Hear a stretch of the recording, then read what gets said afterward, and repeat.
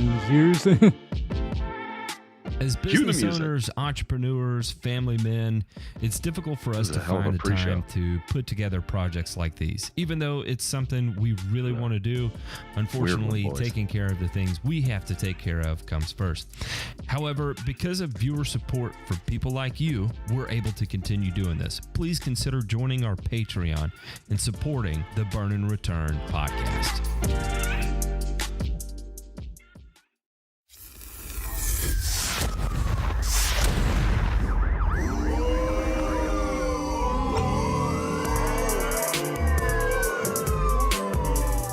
You're listening to Burn and Return, a weekly 1-hour podcast covering news from the agricultural and turfgrass industries.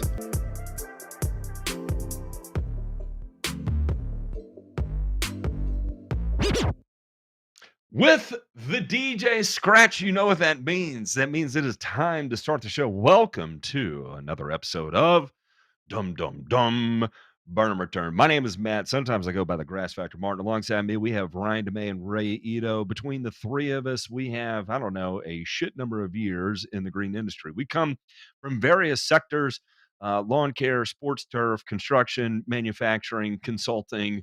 We pretty much have covered a significant chunk of the industry amongst our careers. And so we like to take a look at what's going on at a very macro global scale and then circle its all spiralification to the micro scale, how these things affect your business on a day-to-day. You can check us out on all your favorite podcast apps, Spotify, the Boob Tube. What are the other ones? iTunes, Apple. I think they're the same thing. I don't know. We're on podcast apps. Are we? We are, and I'm going to shout. Was there a period, or what was the correct punctuation there after you stopped? It was a we're dash. on podcast apps. It was the old school Turfs Up Radio pause for effect. It was, and I'm like, was this shit buffering again? Fuck. No, it's a semicolon. All right, that's all I got. Gentlemen, that's it. That's good. Yeah. How are y'all doing today? I had a flashback there to when you used to do your solo show on Turfs Up Radio, and this was post Lizard Man, and I had upgraded to the 5G on purpose, out of spite for his dead, rotting, blown up corpse. No, it was downtown Petula Clark. Oh, R.I.P. I love that song. Okay, I do. I love that song too. Okay, yeah, it's a great song if you're completely sane and have better things to do on Christmas morning. I think is. Yeah. That's if you don't check those boxes, you got a problem. Stay away. Stay away. No, get help. That's my advice. Is get some help, because various people's what they say. It is true. It does get better, but then not like that. Well, that and a pre-show, we talked about a number of topics, very wide-ranging. And one of the last topics that we did discuss was drugs. And I would have said that Lizard Man needed to be on a few of those, even the ones that prevented you from showing your the O face. So. Without, to be honest, though, I think that guy was so nuts. There was no amount of drugs that was going to bring him back. The guy, he probably needed like IV Haldol or something to just stay in a catatonic state from now until death. He was dying of cancer anyway. I mean, Jesus, just put the guy in his misery. Yeah, just put the guy into a happy place, because it doesn't even have to be happy. Out of reality. Listen, I don't know. For some people, not being in reality is happy for them. Not being in reality is happy, and for some people, I'm just saying. If you are new to the show, there's a number of topics that we'll discuss, seemingly at random, and characters and or caricatures of people that we will bring up. Lizard Man, if you want to know more about him, just go check out the Nashville bombing of 2020 or 21. I can't remember which year it was. Guy went in his Winnebago and decided to blow himself up in the middle of the street Christmas morning.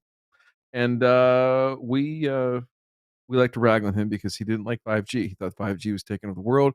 And we will talk about a lot of wide-ranging theories, conspiracy, and otherwise. And we don't really care for conspiracy theories too much, more so to the point that if you are using especially name brand aluminum foil to make your hat, if you're using Kroger brand, Publix brand, Albertsons, something like that, like maybe we'll give you a pass. But when you step up into Reynolds Wrap and the like, you are a certified crazy person. We really are going to make fun of you at that point, probably. Yeah, we unless it's Ray. Ray has one heavy metal he prefers. I like lead. It's kind of my thing. It deflects everything. Even the stupid can't penetrate lead. As a matter of fact, I just don't eat lead-based paint chips too often. Anyway, gentlemen, all right, so quick rundown of the show. We're going to cover some headlines, and we were actually going to call those headlines, and then we're going to get into some more spicier topics where we will definitely throw some jokes around, and that's going to be in our burns. And then we're going to summarize it with some good news, or at least an attempt to try and find some good news, because it's hard to find good news in today's climate. And we'll call those the returns. When we get any fan mail, we'll check the mailbag. It looks like it's empty right now, so we'll see how it goes. But our favorite segment that we have is going to be Joe Knows Turf. That'll be somewhere in the middle of the show. And of course, you'll hear the sounder and the music for it, and you'll know. And I promise at that time, you should stop whatever you're doing, take your shirt off, and just get ready, because boy, it's gonna get you excited. That being said, let's go check out this week's headlines.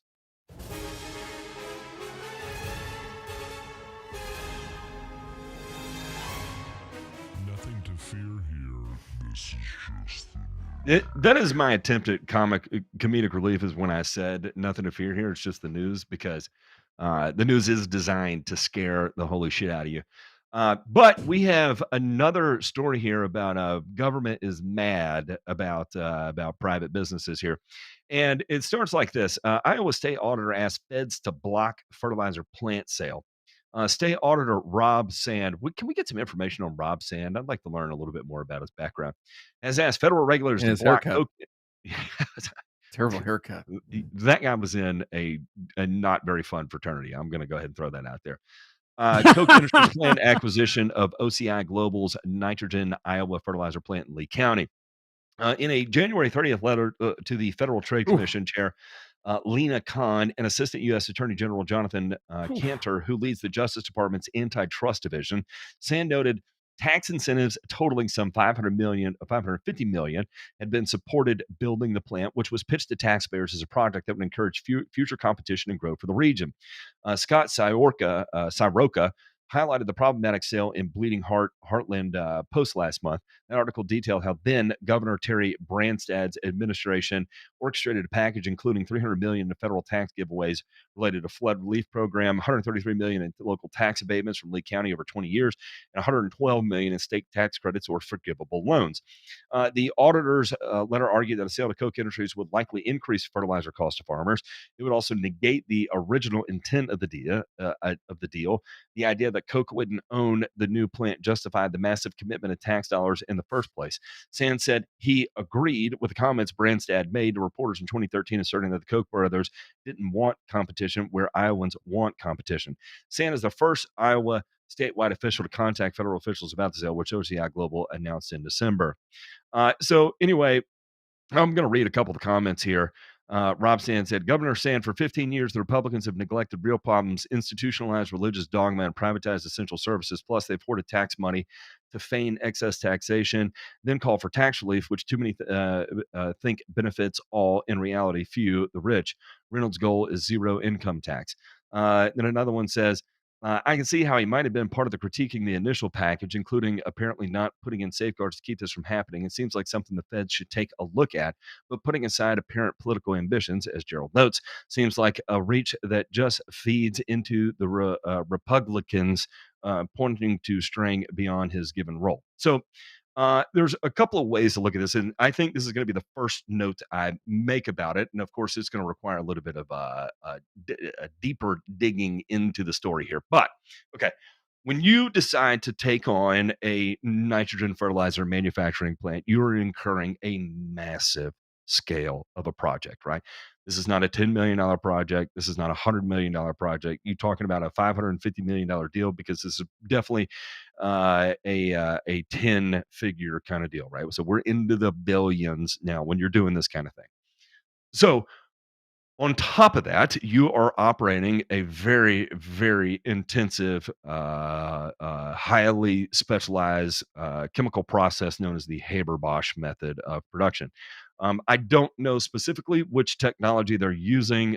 If I recall correctly, and I could be wrong on this, so fact check me, call me an idiot if I'm wrong, but I do think they are using ThyssenKrupp, which is a German company's variation of their Haber-Bosch plant, which is supposed to be state of the art and all that fun stuff. But also, I know ThyssenKrupp does not have a lot of these in operation currently. So, what ends up happening is that you get into this and you have grand ideas, right? And a lot of those grand ideas is that, well, if you just spend money with the right people, with the experts of the industry, then good things will automatically happen. And unfortunately, what ends up happening is that you end up running into problems that you didn't account for that cost a lot of money to be able to solve. And then you're 8 years, 9 years, 10 years into the process, and you're still not turning an adequate profit to keep the doors open. So you're faced with two situations. You can either continue to borrow money to try and make the improvements and do it, or you can offload it and walk away and give it to someone who actually does know what they're doing, and that way you can avoid bankruptcy of the company, which would be ultimately a greater tax burden than selling it off and letting it remain operational. And really, is OCI going to be able to undercut Coke? Here's the thing. If they are able to undercut Coke with their manufacturing process, it would not necessarily be due to economy of scale. It would just be due to margins, right? So if you are doing that on a margin standpoint, let me tell you that on the commodity space, margins are pretty razor thin, because you are manufacturing a commodity that's going to be even harder to dig yourself out of a hole, right? So a lot of this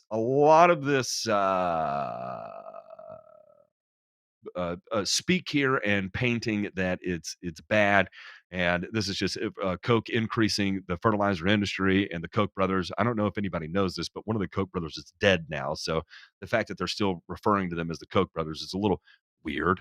It sounds a little slanted otherwise, and I just don't necessarily buy that all of this is just Coke agglomerating power, taking advantage of tax incentives, and blah, blah, blah, blah, blah. To me, it sounds like this is the wisest business decision that the owners and operators of OCI have to take in order to keep from walking away with absolutely nothing at the end of the day.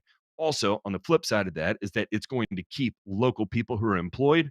Because if they do go under, where are they going to go? It's not a good look, right? And so I don't know. There's a lot to unpack here, and I don't think we're going to be able to get it all in this one article.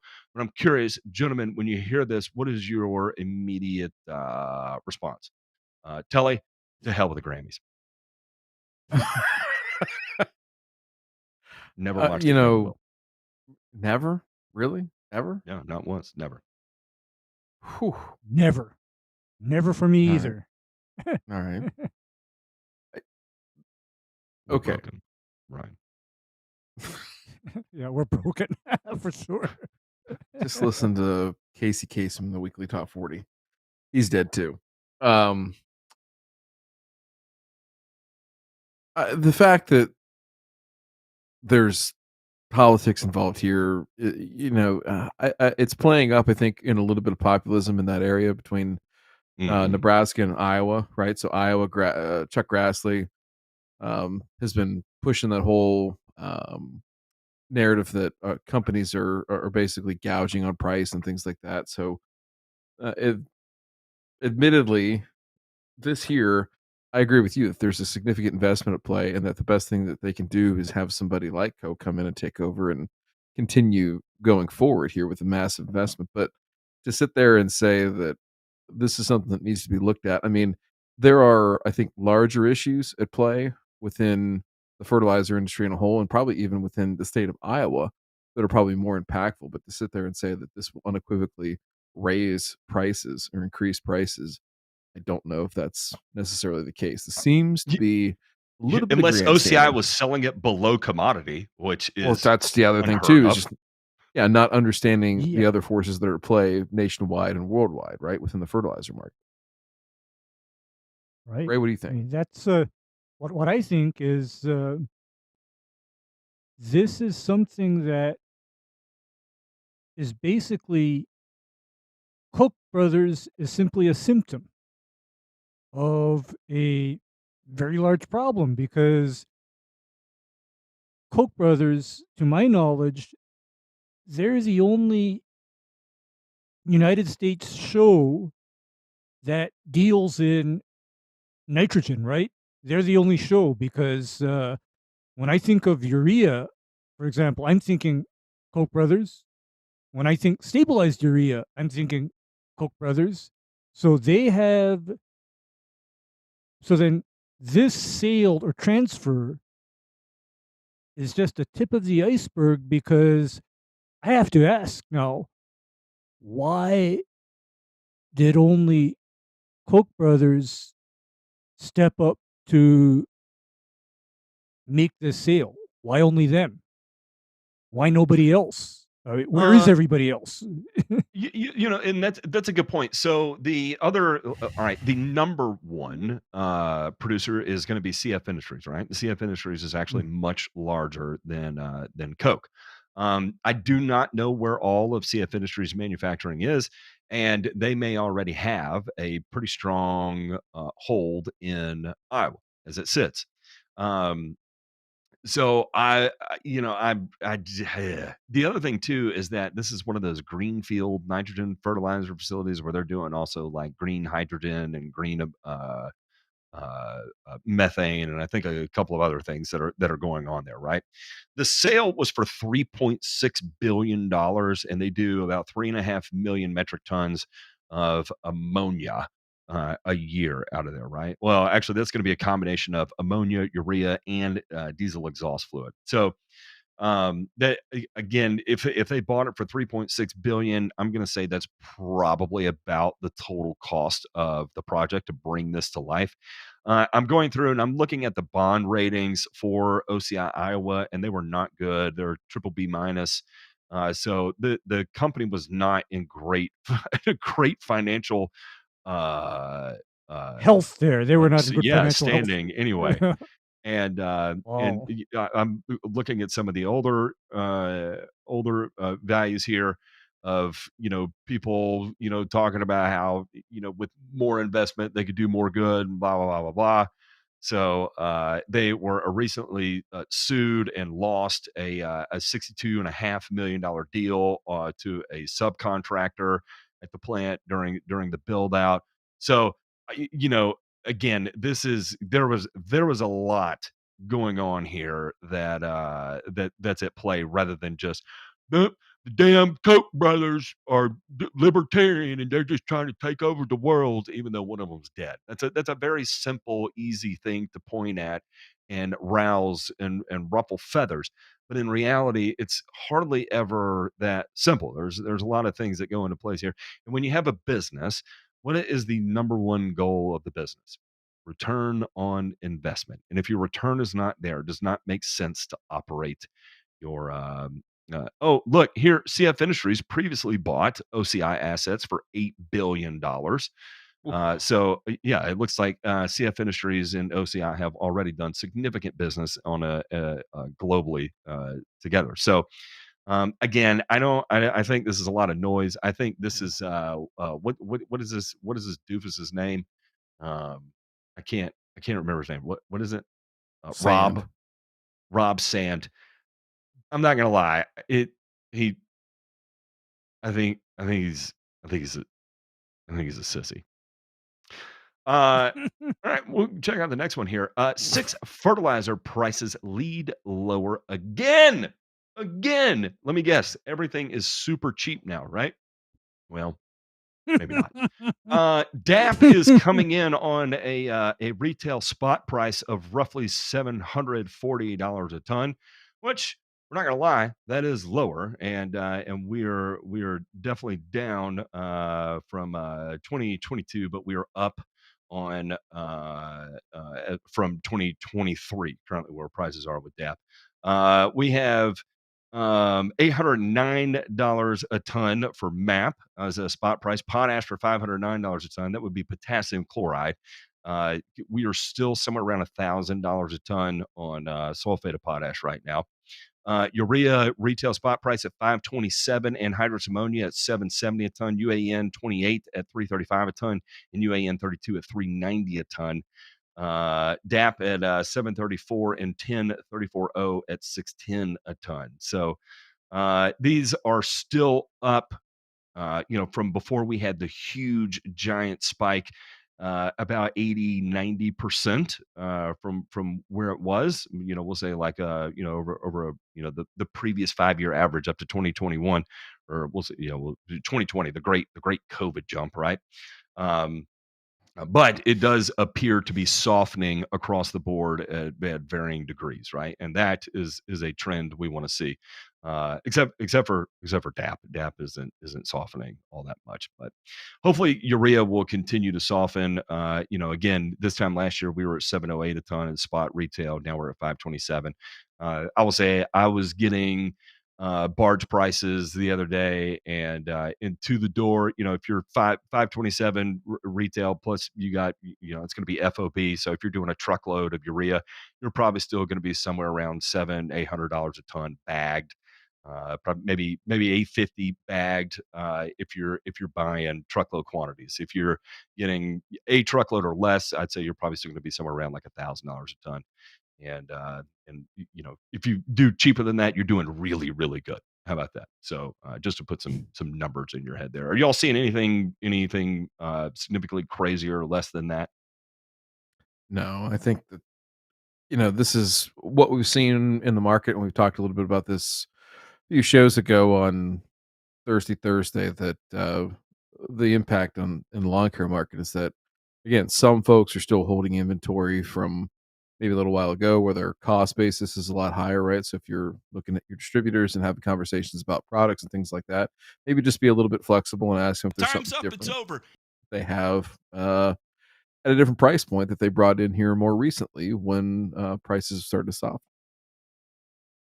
I don't know if anybody has been watching what has been going on in France. In fact, I in the Discord I put up a live stream of people storming the EU Parliament. They weren't necessarily storming it, but the farmers in the EU are not happy at all. And the reason why is this 2030 crackdown from the WEF, which they had no vote in. And again, so many of these things are being promised, and regulations are being proposed without really any vote, even though we live in supposedly these democratic societies.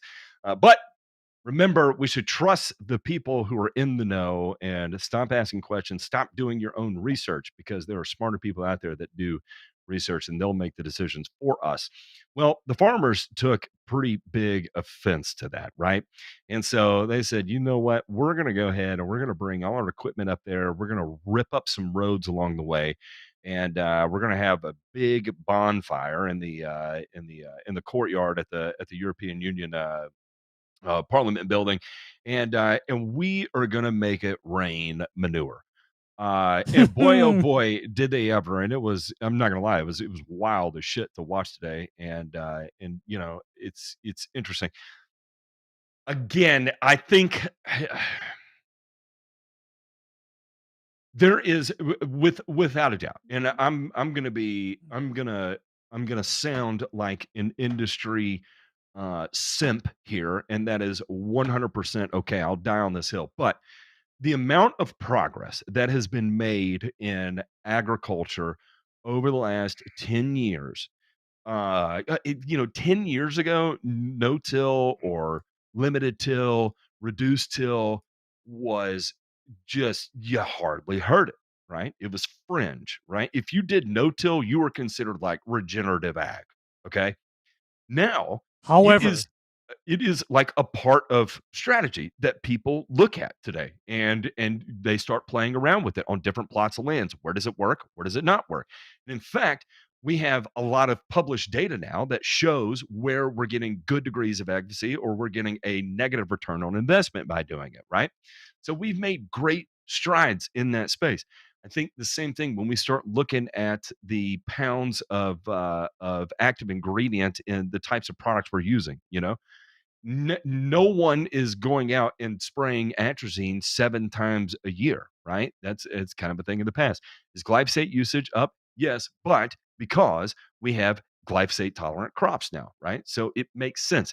And people are like, well, it's glyphosate, it's poisoning everybody. One, go fuck yourself if that's what you want to do. And in fact, if you're an anti-glyphosate person, I promise you, we'll have you on the show. You can come on, bring whatever impactful data you want, and we'll have at it. We will have actually a genuine conversation. We're not going to yell at you. Yeah, we're not going to yell because impact right now. It's not reality. Because Matt, I invite people that have an objection to glyphosate to come on and talk with us, because out of all 3 of us, I think I am the most familiar with the world before glyphosate.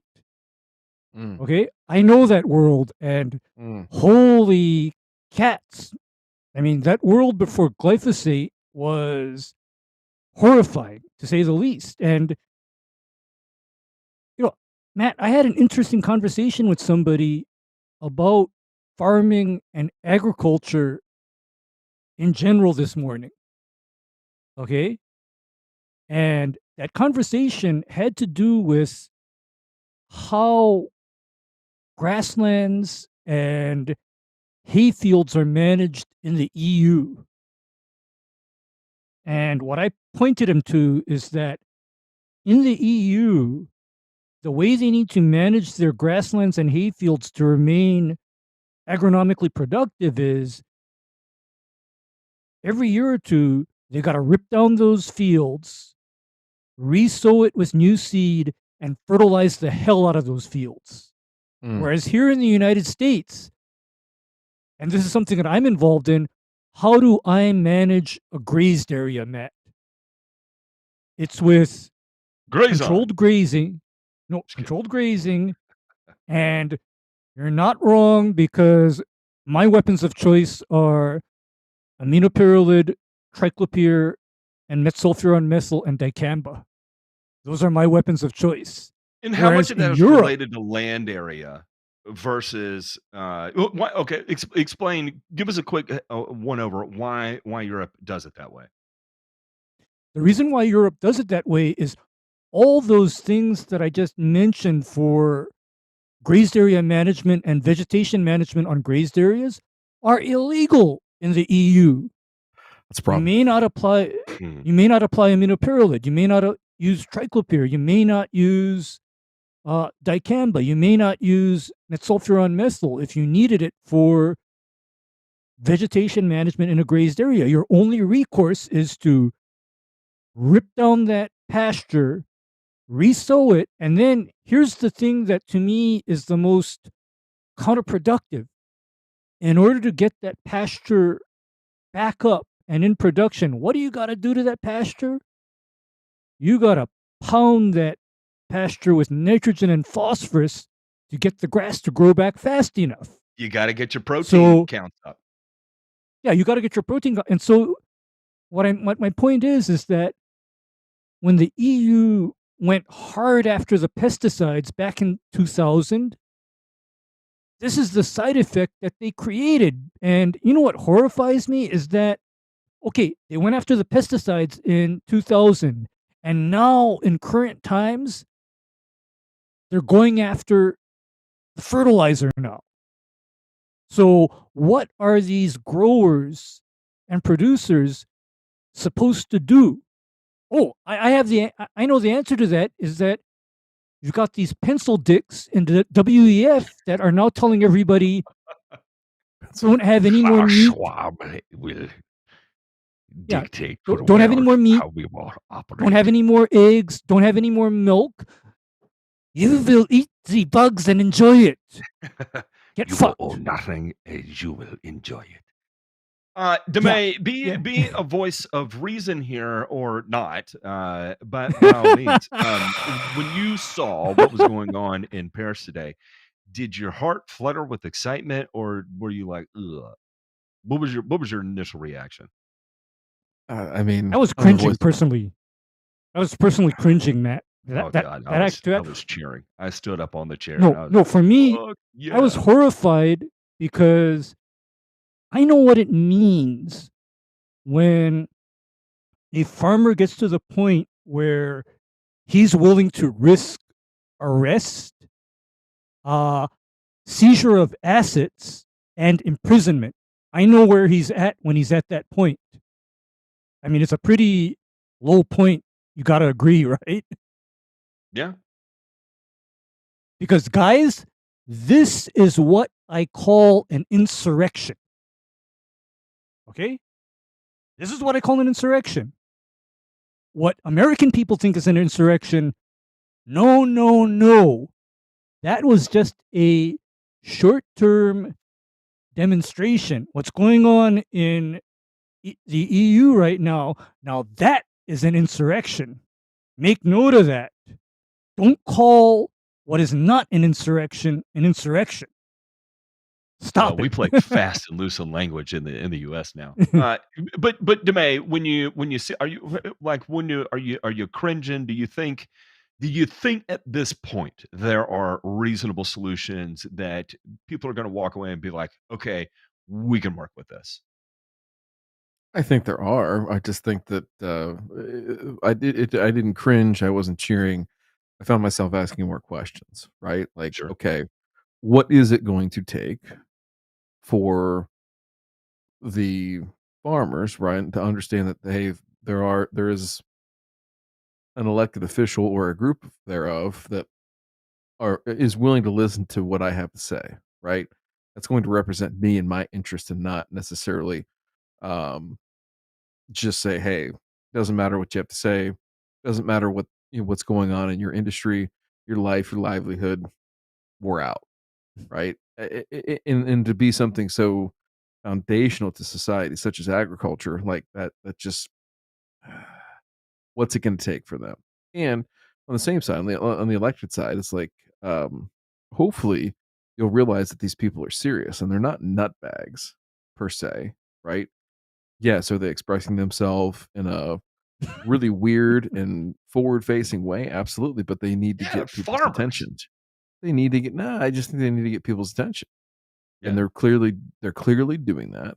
So if there is some reasonable discourse to be had, I think it's at a center around, okay, if you have a better solution than just an outright ban across the board, or even taking certain products that there is no backup for, right?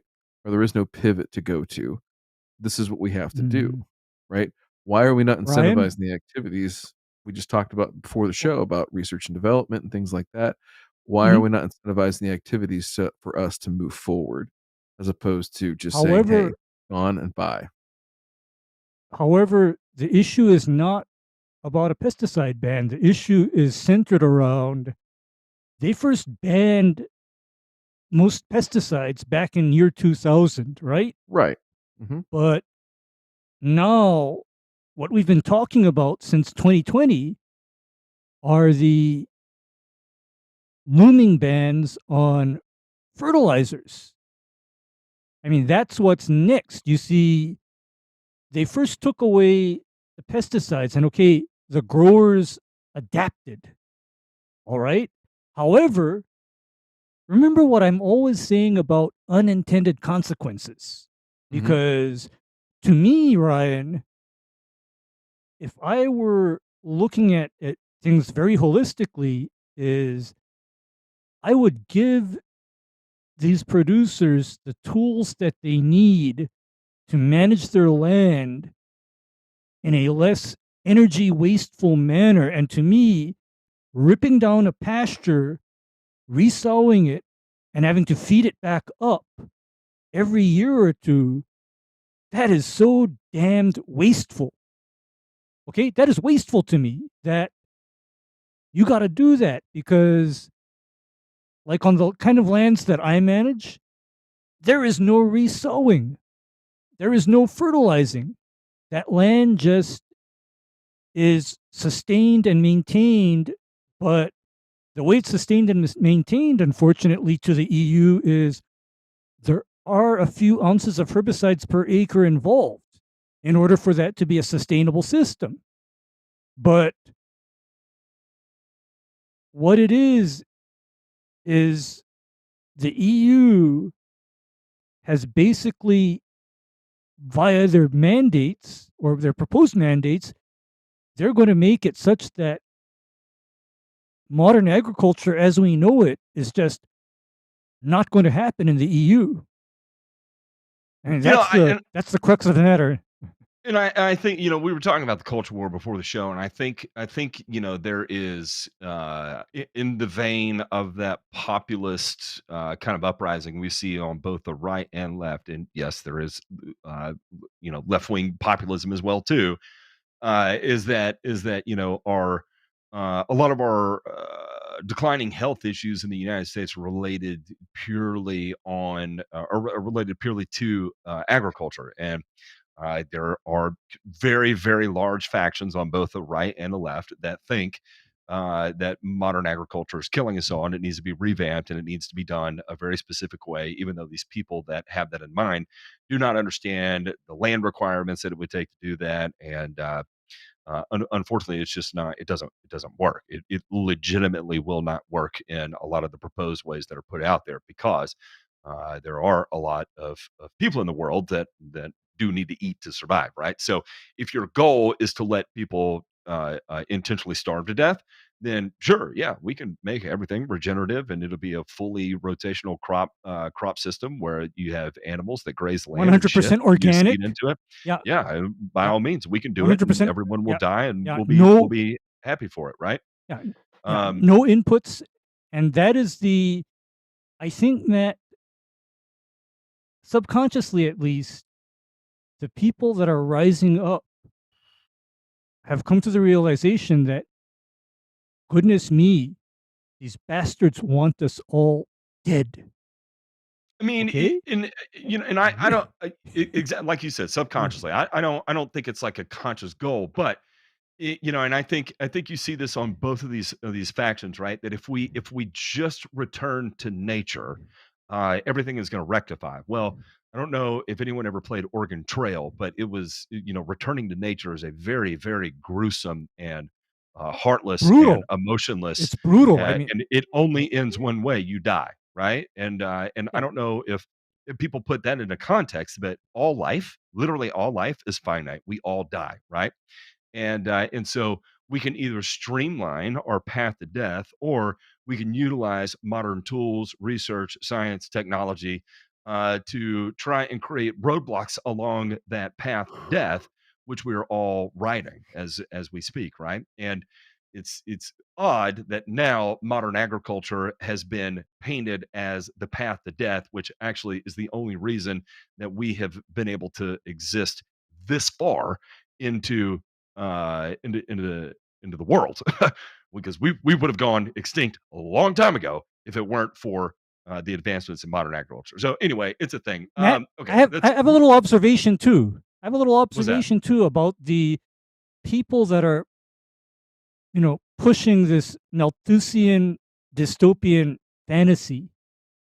You know what my impression of those people are? A lot of them, they look kind of anorexic. Like they don't eat. Yeah, and again, lifestyle decisions when you work indoors, behind a screen, 8 hours a day, and then you come home and you spend the rest of your time under the light, under your roof, indoors, and the only time you go outside is an hour a week on a Saturday, or just the time you spend in your car to and from different places. Then I could see where your brain literally is going to start to rot. It's not going to function. One thing, we were talking about this earlier today, there is something about spending time outside that creates a lot of perspective.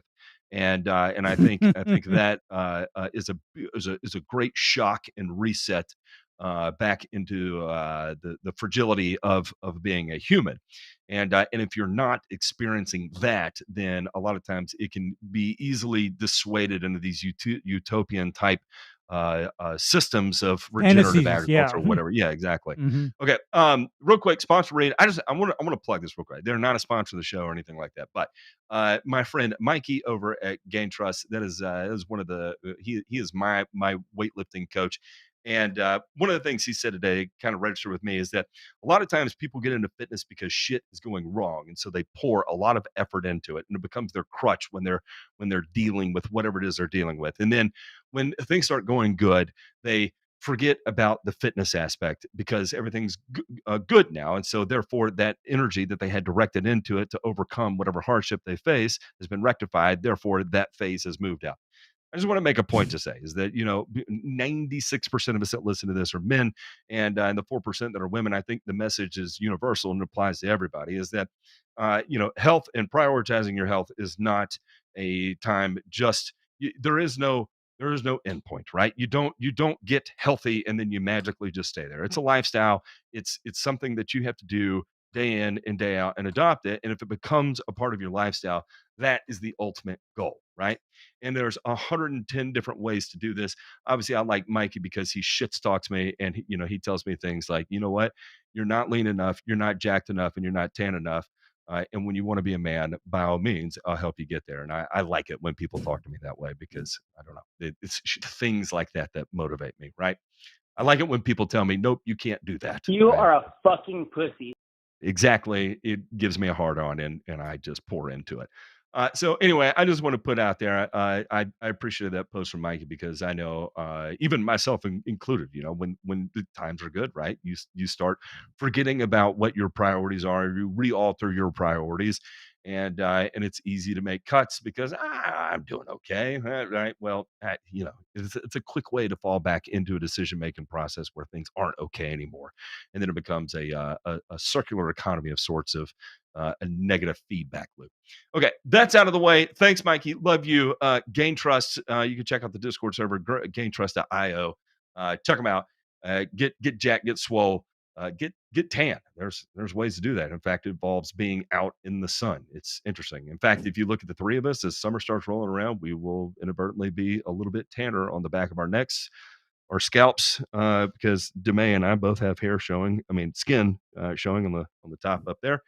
And then of course Ray is Asian, so he's always going to be darker than us. But it is what it is. Anyway, let's check out this Matt, week's. I am a little bit on the lighter side for an Asian, though. This is true. I'm a little bit on the lighter. True. Yeah, I'm a little bit on the lighter side. I mean, that's my kids are half Japanese, and typically when they come back from my parents' house in Florida for the summers, they you cannot tell if they're Latino or Asian or all the above. And I think that's why all their kids are Latinos. It's funny because my son tells us about when he was in younger grades, all his friends in school all thought he was Latino, and then were really weirded out when they saw his mom was Asian. Anyway, DeMay, let's check out this week's Joe Knows Turf.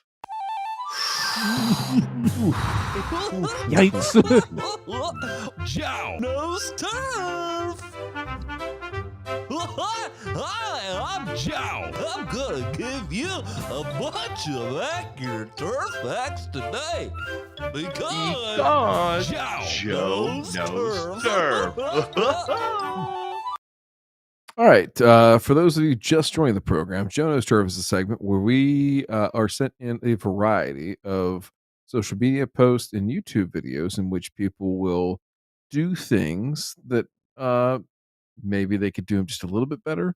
And we're here to coach them. And maybe they're doing them so badly that we need to literally motherfuck them the entirety of this segment in hopes that it'll get their attention, or one of their fanboys will climb in our comments and tell us how we're ruining the lawn care YouTube community one video at a time. And we're being mean, sir, Ryan. I thank you. We're being thank mean. You yeah. Humbly and deeply. Very deep. All right. In fact, I've rearranged your guts. All right. Now, let's go ahead and dive into this video, gentlemen. This was entitled, let me see if I make sure I get the fertilize your lawn with the lawn smoothie. Okay. The lawn smoothie. I don't think I've ever heard that term before. I'm know cringing, what it Ryan. really is. I don't know what it is. Maybe we're gonna mix I'm already up cringing. bananas and apples and guava juice and semen. Put it on the lawn. I told somebody what my idea of a smoothie was, and they recoiled in horror. Ray, you're supposed to boil the haggis, not grind it up in the blender. Well, right? I told them my usual is half and half with a cup of whey protein. What the fuck? That's my idea of a smoothie. It's thick. Extra thick. All right, let's play the video. Ooh, look at them stripes, and the sun isn't even hitting it. That is looking good. All right, so let's go hit up the smoothie bar. We're gonna pull everything out, and then I'm gonna show you what I put in my weekly mix of fertilizer, so you guys can go ahead and do this. Can we go back for just a second here, please? Can we see what's behind his left shoulder? Oh, there's a little spot right there behind his left shoulder. I don't know what that is. If that's just for the mower, I got to turn around or what? Yeah, I think a little mower blip. Or a little scalpage. A little blip. Okay. A little mower scalp. Yeah. No, I'm looking at his lawns in the background here. Obviously, the one behind him has been scalped to holy hell. But if you look in the background, blue again over his left shoulder in the far background, blue garage doors. I can see there's some decent color out there, right? So yeah. I'd say an irrigation issue probably. So all right, let's play. I'm gonna show you what I put in my weekly mix of fertilizer, so you guys can go ahead and do the same thing. What is on the grass? Look at this. It's outside the garage door. What is that? Yeah, it looks like synthetic turf. A roll of synthetic turf there, and then no. Look next to the driveway. What is that in the grass? Oh, that looks like tenacity. Yeah. Lighten up a little tenacity. That's a nice camper back there. I think that camper might be a little too big for that truck in the background of his neighbor's place. It is. I'd sleep in it though.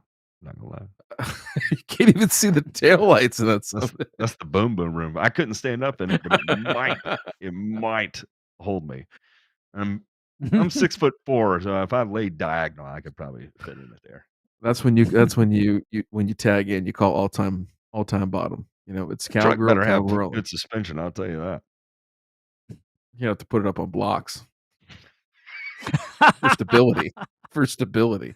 All right, so homeboy has a lot of jugs, a lot of spill and fills. He's got a lot of half gallons here, some big jugs, some small jugs. It's basically like going to a strip club right now. Okay, so let's see what he's gonna do here.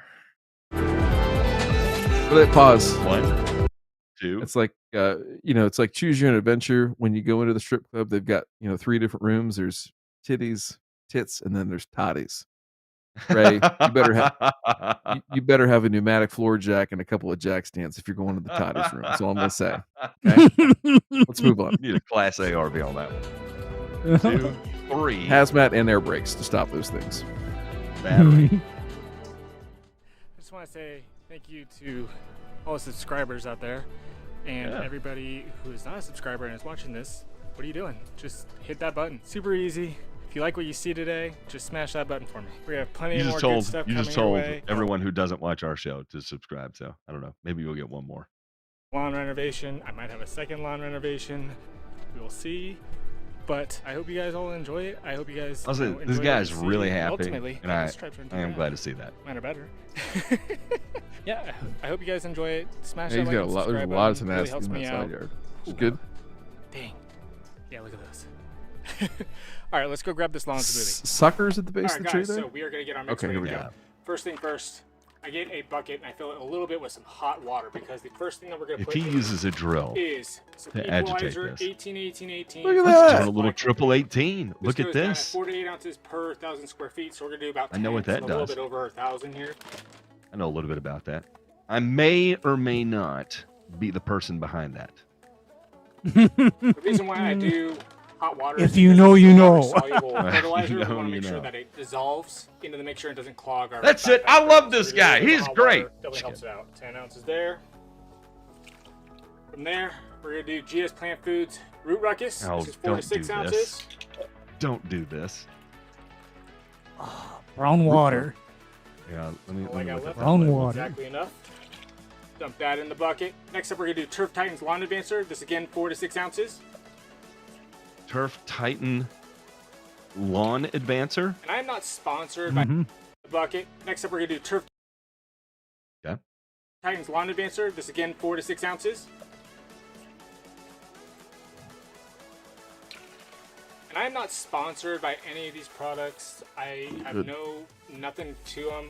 I will link products down below so you guys can grab them if you want. But I'm not sponsored by any of these products. As you can see, I'm going to be using a mixture of different brands, different products, everything from here to there. So I have no allegiance to anybody. Next up, Turf Titans Lawn Commander. Again, another 4 to 6 ounces per 1,000. What the hell? Lawn Commander. Turf Titans Lawn Striper, because I need that iron to make sure nylon is dark and green, dominates everybody in the neighborhood. Titan this again is be another 4 to 6 ounces per 1,000 square feet.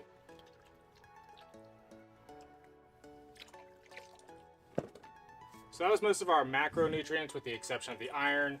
Next, we're going to kind of get into our micros, the things that are going to help us beneath the soil level. So first of which, Hydrotain just helps keep moisture in, less water. Everything is going to kind of help down below the soil level. Hydrotain goes down at 9 ounces per 1,000. Oh no.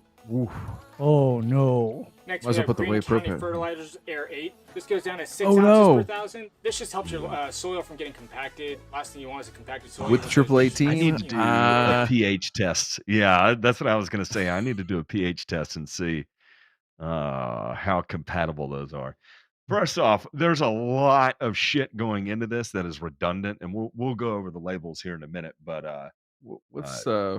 he's got a couple other things. I got a big no-no. Yeah. I got a big no-no. I got a big foul that this man is committing. Let him keep adding to this because I got a feeling it's not going to get better, Ray.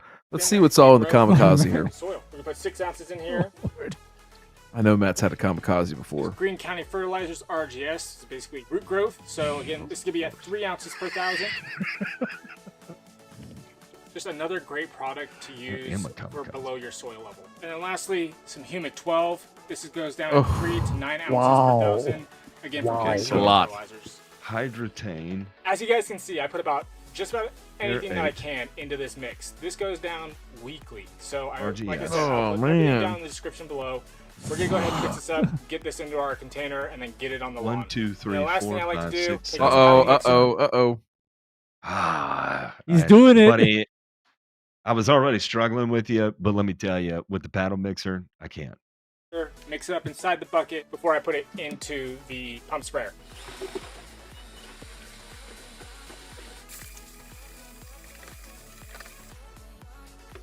All right, let's get it in. I hope he decants that. Now we're going to top up our water. Pours all the way in. Which water's I really want to know how much. All right, guys, now that everything's mixed up, let's go ahead and get it on the lawn.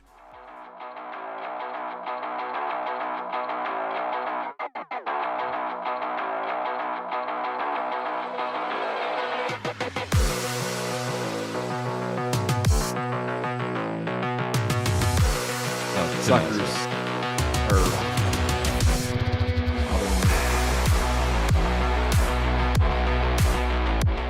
Oh, holographic. All right, guys, so that's now down. Matt, now nothing to do. But you notice something? You know, it's important he had to switch tips probably because his fan tip clogged. Yeah. He had to go to those twin hollow cone nozzles because his fan tip went eat. Yeah. Fertilize your lawn at least once a month. JP, can you go back just to highlight that? Go back to when he first starts spraying. A little bit more. So right here, if you look, he's using a single nozzle. Okay.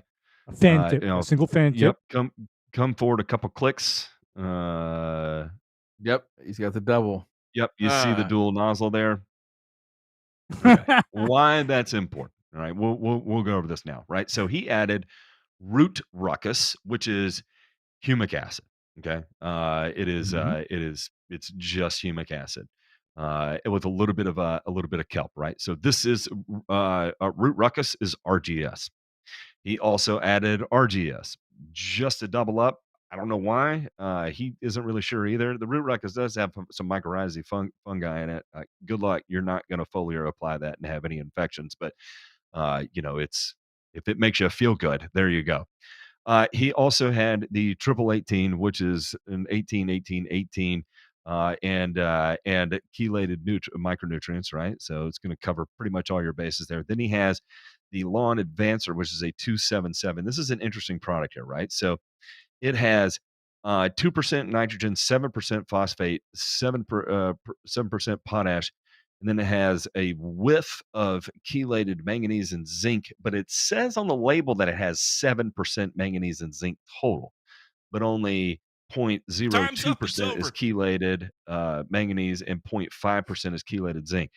And it doesn't list the sources of those ingredients on the label. So this label would never pass at all any labeling law ever. AFCO would look at this and be like, what the fuck is this?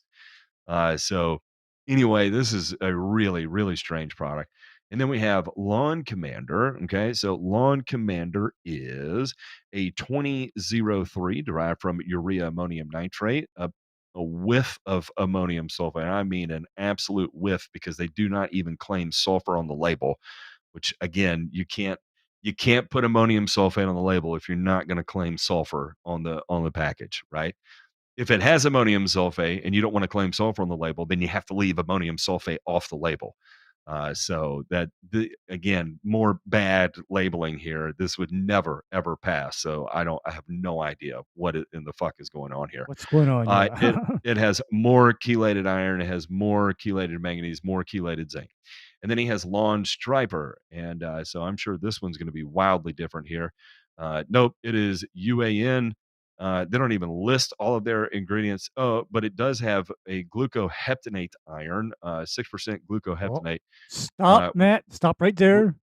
Because glucoheptanates and phosphorus will turn into a brick.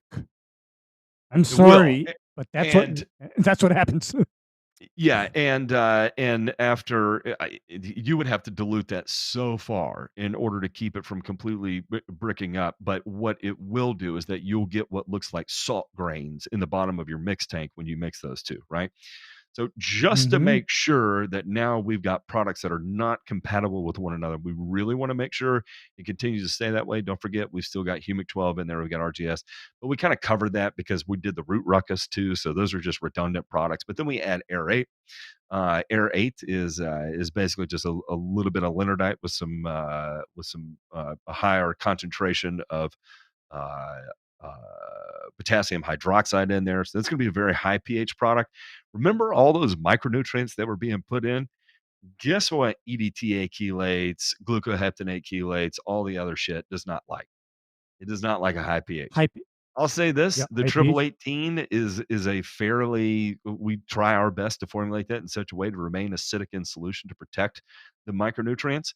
And there's a lot of hoodoo that goes into that to make that a reality from a formulation perspective. And it's not cheap to do that either, as a matter of fucking fact. And it's frustrating because you have to compete against people like Peters. But anyway, that's what we do just as an added layer of security. I will tell you, the buffering capacity of that fertilizer is nowhere great enough to overpower potassium hydroxide, especially if you've got the concentration to reach 5 units of potassium in it and to have a pH of 10 plus. The fertilizer not going to happen. So again, you got to think though, right? Micronutrients are typically included in what, 0.5%, 1%. Here we got the glucoheptanate at 6%. That's already reacted out with the phosphorus. So that's done. So whatever did remain that is compatible with phosphorus, EDTA is compatible with phosphorus, now has been oxidized into a hydroxide, overpowering the EDTA chelate. So not only did we lose that, we lost our micronutrients too. So in effect, what we're applying now is nitrogen, still probably a good chunk of phosphorus, maybe half of it, and potassium. So good job, Guy. You There's one more thing, Matt.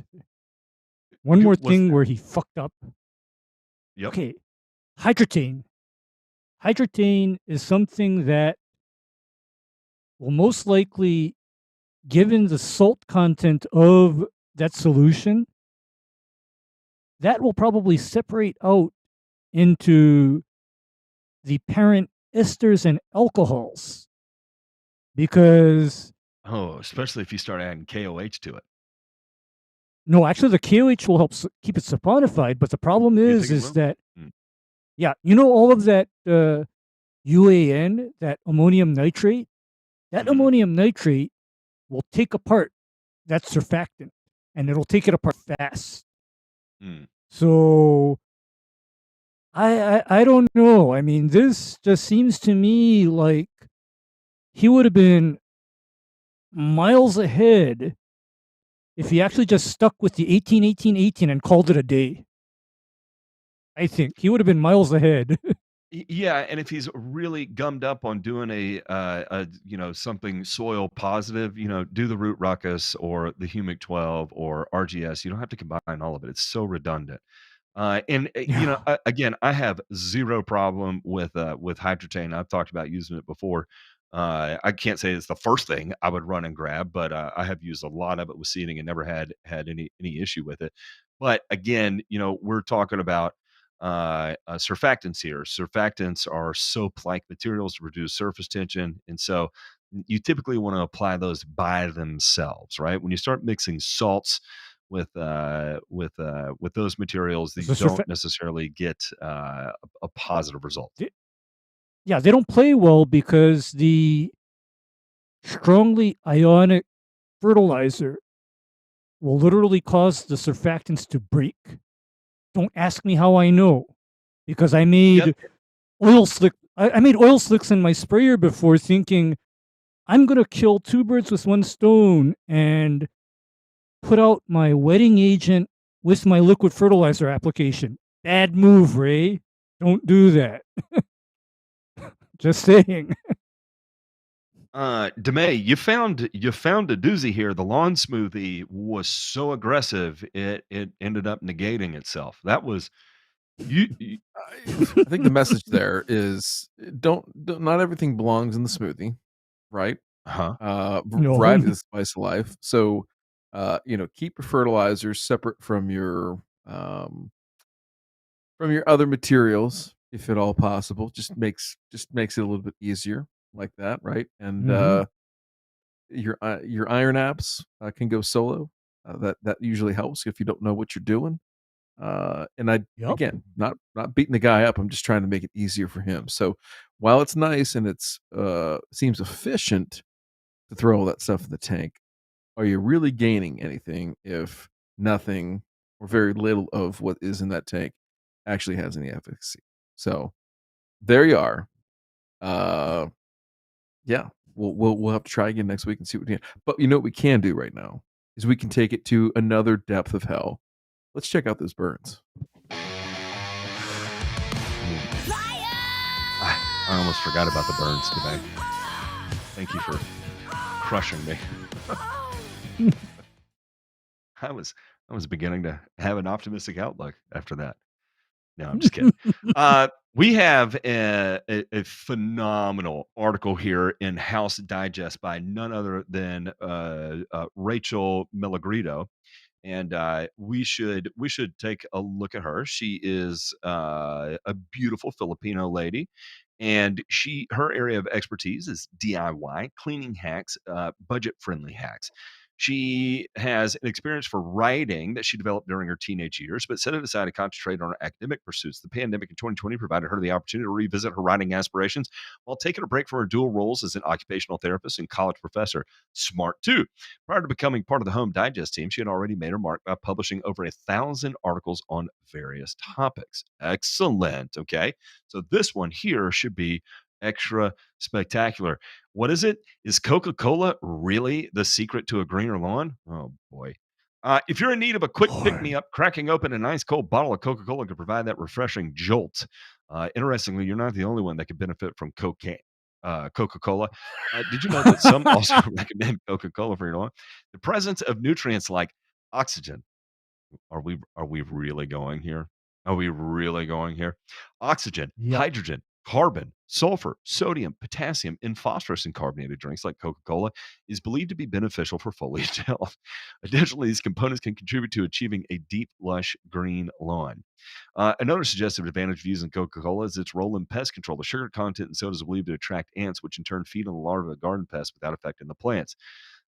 Chris Bonnet, founder of Gardening Express, also tells Express, if you have some spare or flat Coca-Cola, this is a great alternative to weed killers. He also noted that the high sugar content can significantly benefit compost piles. However, he reminds us that these drinks should only be used in moderation since too much can kill plants.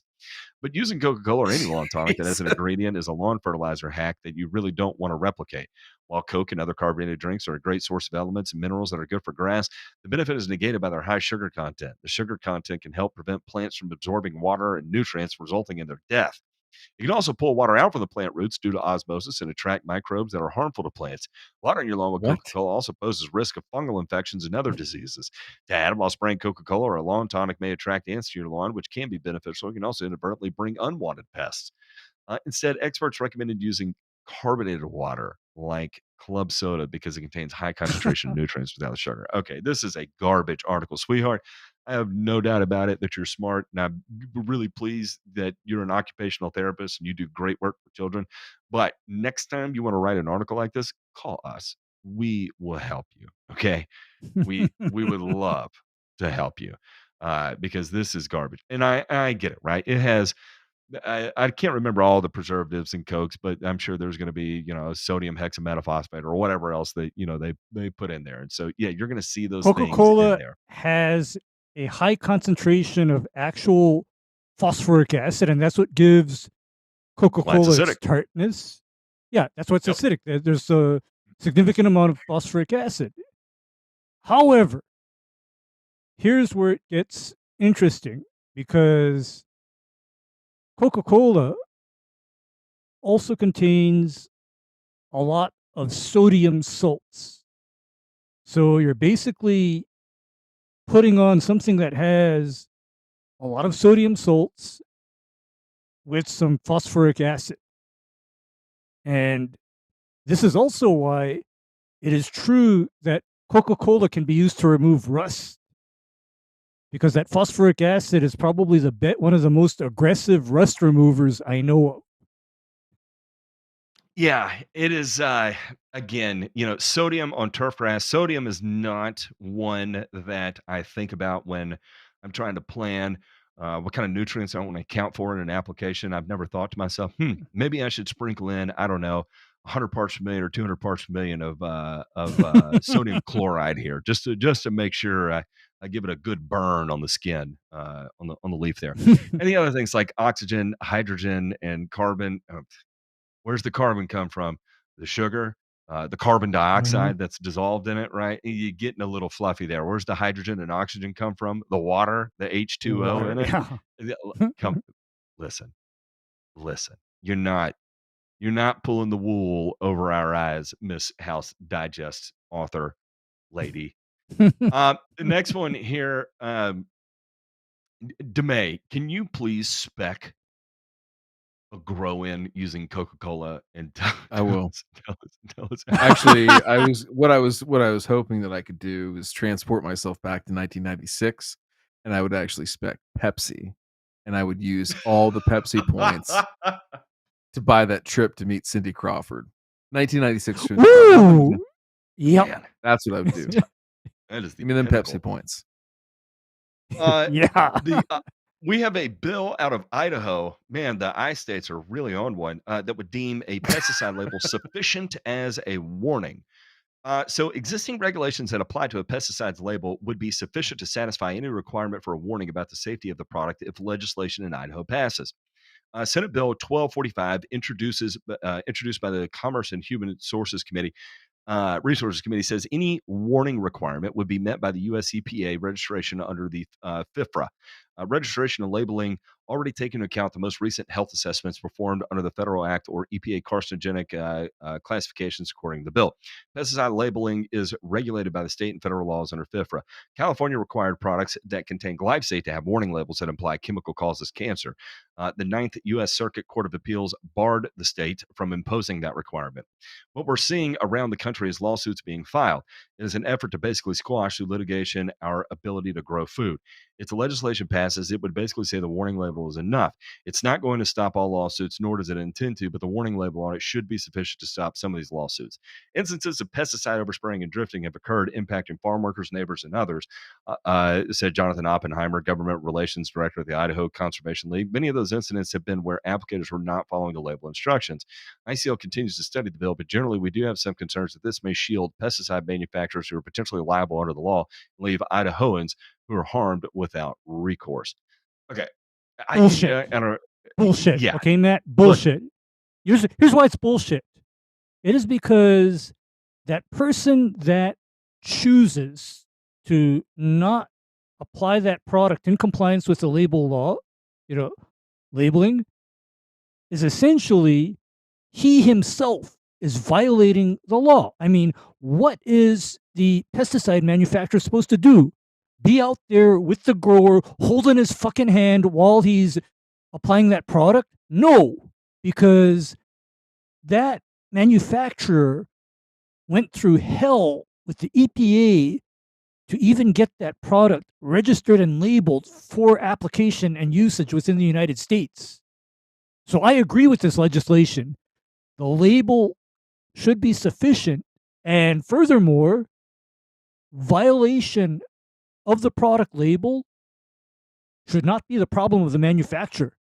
That should be the problem of the person that chose to violate what is written on that label. It is him and him alone. Nobody else.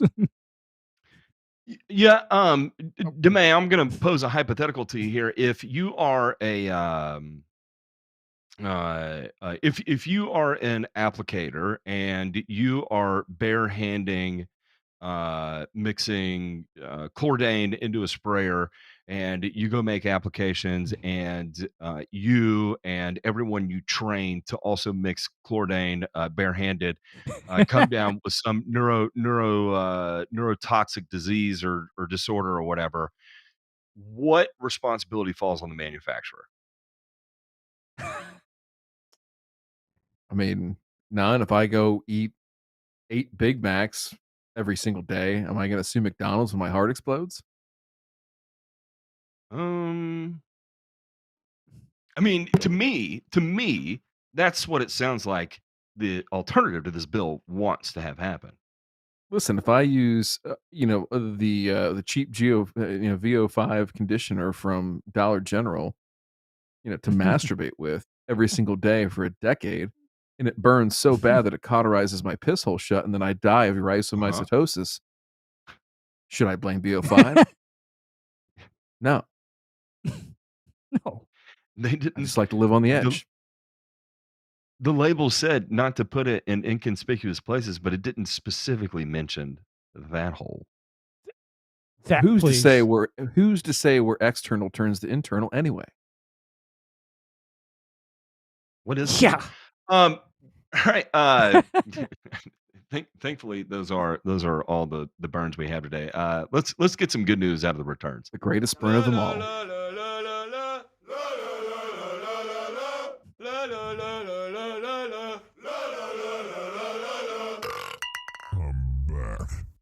Shocker! Guess who won another Turf Bowl title? Dum dum dum. Purdue. Does Purdue win this every year?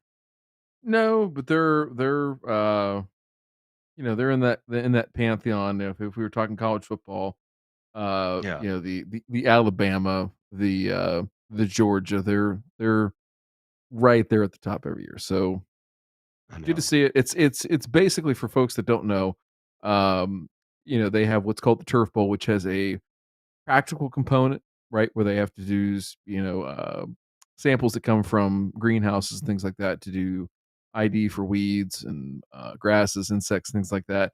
There's a written form of the test that is multiple choice, and then they do a case study or two. I can't remember how the test is formatted now, but a case study or two where they're given a problem, they have to kind of write out, okay, here are the steps we would take to kind of methodically go through it and deduce what's going on and come up with a plan of action. Here's your plan of action, and kind of go from there. So, really, really smart, bright kids.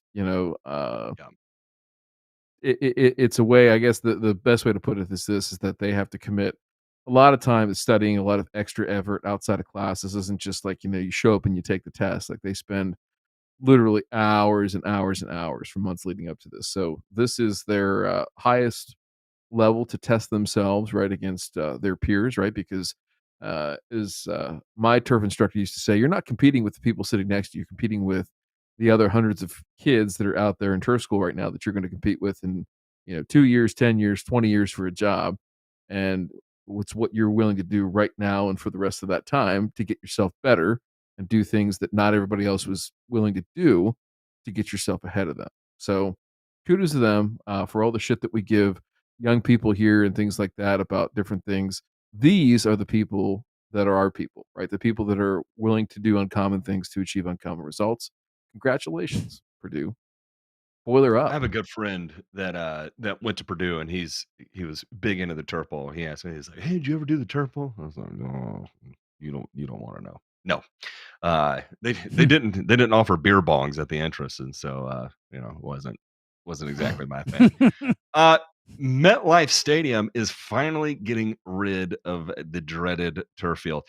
Jets and Giants fan have been begging and pleading with their favorite franchises to change the playing surface at MetLife Stadium for years now. Finally, their prayers were answered. MetLife Stadium was officially announced to host the venue for the FIFA World Cup final in 2026. FIFA regulations state that every host stadium must have a grass playing surface, which means that MetLife will be forced to undergo some long overdue renovations in the near future. It's unclear when the stadium is expected to make changes, but it does have to occur before June of 2026. It's also unknown if the switch to grass will be a permanent one. Nonetheless, the stadium in which the Jets and Giants play their home games will be moving away from the dirty turf that has plagued athletes for years. That could have some serious implications for the future of both franchises. The Jets players should be thrilled about MetLife Stadium's impending changes because they've been really outspoken about their desire for it to change. The turf is widely considered to be the worst playing surface in the NFL, and it has a strong correlation with the increased injury risk. Jets wide receiver Garrett Wilson called the stadium turf garbage. Multiple Miami Dolphins players were very vocal about their displeasure with the stadium after a number of their players suffered non-contact injuries at the MetLife. Anyway, it goes on and on. Looks like grass is in the running again. Make grass great again. No, they're going to put they're putting synthetic back in there for now. I know. Yeah, just different kind of synthetic. Yeah, you can't. For the FIFA, they will have to have grass. Yeah, the World Cup. Yeah, so the World Cup final they did today. Today is Sunday, February 4th. Today they announced that the World Cup final in 2026 will be there, and they'll be on grass. So a good experiment to see how it'll work, especially in an outdoor stadium. And I think based on all the testing that's been done to this point, it's not like they're just, kind of hoping and praying that everything's going to go well. This is years that this has been going on now in the States to prepare for 2026. And these next 2 years will be pivotal in terms of taking that research and applying it to sod farmers that are going to grow this stuff in the field, and then stadium managers that will have to take care of that grass at not just the stadiums that they're playing matches in, but also 120 fields that'll be training sites around the country for all the teams that come in. So it'll be some of the golden age of non-golf grass growing is about to take place in the United States here in the next 2 years. It's going to be fascinating to watch. Really fascinating. Yeah, I was going to say that is exciting as hell because there's obviously not enough of that going on, but thanks to people like DeMay, that it is still going on, and so hopefully he gets to be a bit more involved in that and can give us a little bit of the insight. Oh, baseball, God, COVID. All right, we're going to get the hell out of here. We're going to go hang out with our patrons, patreon.com/burnerreturn. We're going to let them choose the title of this week's episode. Oh, real quick, we got a mailbag. Nope. Missed it. Oh, I thought I heard You've got mail. Hometown Learning Turf said, does the growth probability spreadsheet make any assumptions related to clippings, returned, or bagged? No. And the big one that I would say you probably pay most attention to there would be phosphorus. And you could pretty much guarantee that the overwhelming majority of that's going to be returned back. Potassium, not quite as much, but definitely will have a fair amount of that returned back as well too. But if you're looking for that, I believe is Texas A&M does a lot of estimation of organic matter release, and by proxy, you could probably math your way into that from clipping return too. But I would not expect you to be able to supplement all your remaining in for the year purely based on clipping return. So don't be fooled into that one. I would go ahead and base it on what your utilization would rate. And then if you want to take it to the next notch, do it based on organic matter levels in your soil. I would just not expect much from a rate of return event on clippings. Okay, now we're going to hang out with the patrons. Patreon.com/burner return. If you're of the means to do that, by all means. If you're of the means, by all means. Check it out. It's a community of like-minded people who have one interest in learning, and that is to learn. And that's why we welcome everyone in there, because everyone comes with the expectation that they are there to learn, and that is our one rule, is that if you show up, you better show up to set your ass up to learn. I learn there every day. Everybody there learns something every day. Do better, be better. That's the brand of the Discord. All right, y'all have a good one. Bye. At the top, I found some relief. I finally got some peace. Carry on with